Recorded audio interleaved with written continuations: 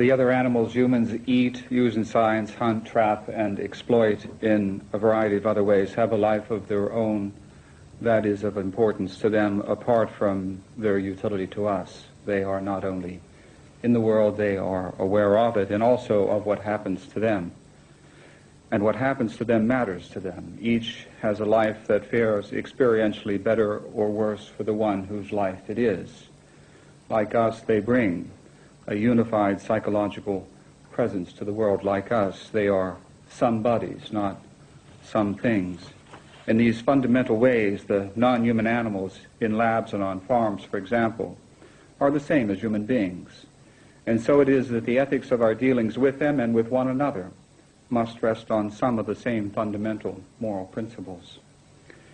At its deepest level, an enlightened human ethic is based on the independent value of the individual. To treat human beings in ways that do not honor their independent worth, to reduce them to the status of tools or models or commodities, for example, is to violate that most basic of human rights, the right to be treated with respect.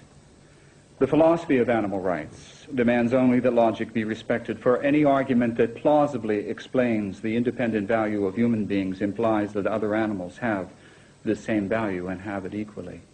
And any argument that plausibly explains the right of humans to be treated with respect also implies that these other animals have this same right and have it equally also.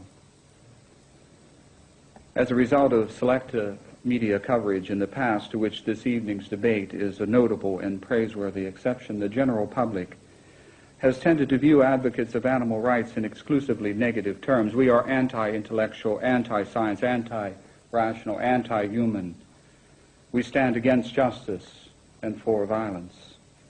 The truth, as it happens, is quite the reverse. The philosophy of animal rights is on the side of reason, for it is not rational to discriminate arbitrarily.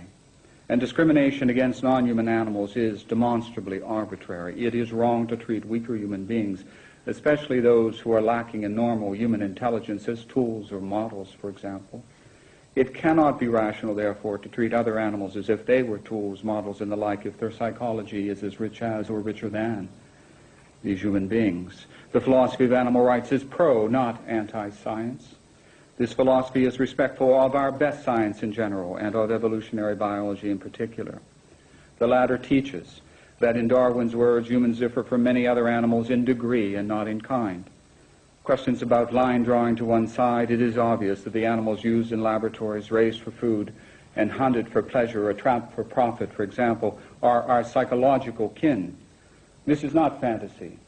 This is fact, supported by our best science. The philosophy of animal rights stands for, not against, justice.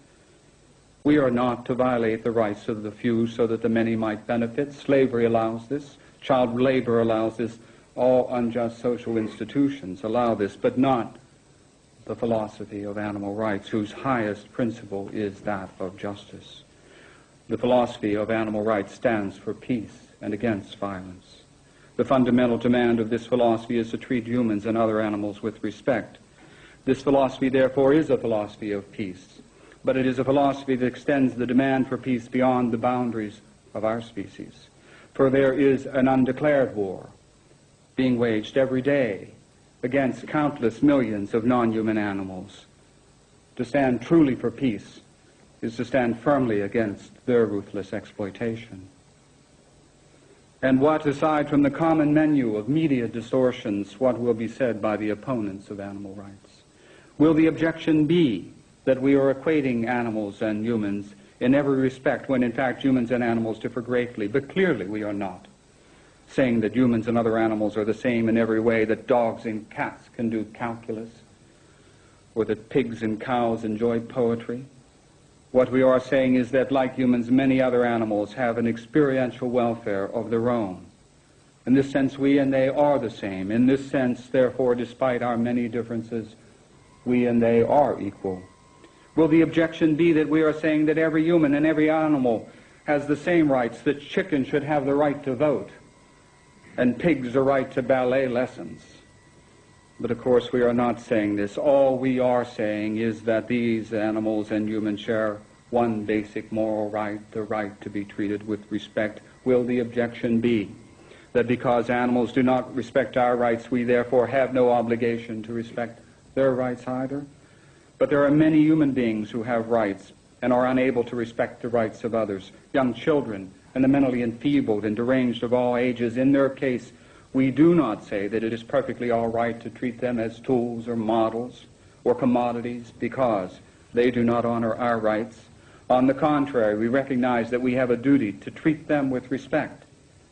What is true of cases involving these human beings is no less true of cases involving other animals. Will the objection be that if other animals do have more, even if other animals do have moral rights, there are other more important things that need our attention? World hunger and child abuse, for example, apartheid, drugs, violence to women, the plight of the homeless. After we take care of these problems, then we can worry about animal rights.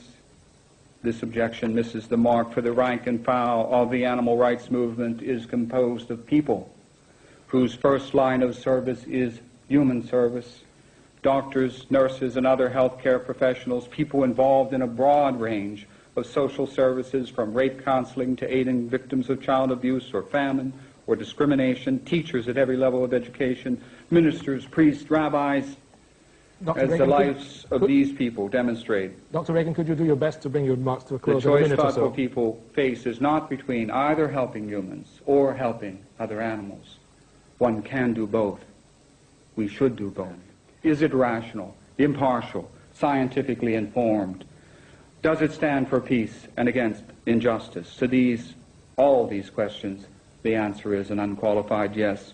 And as for the objections that are raised against this philosophy, are those who accept it able to offer rational, informed answers? Again, the answer is yes. In the battle of ideas, the philosophy of animal rights wins, its critics lose. It remains to be seen which side emerges as the victor in the ongoing political battle between what is just and what is not.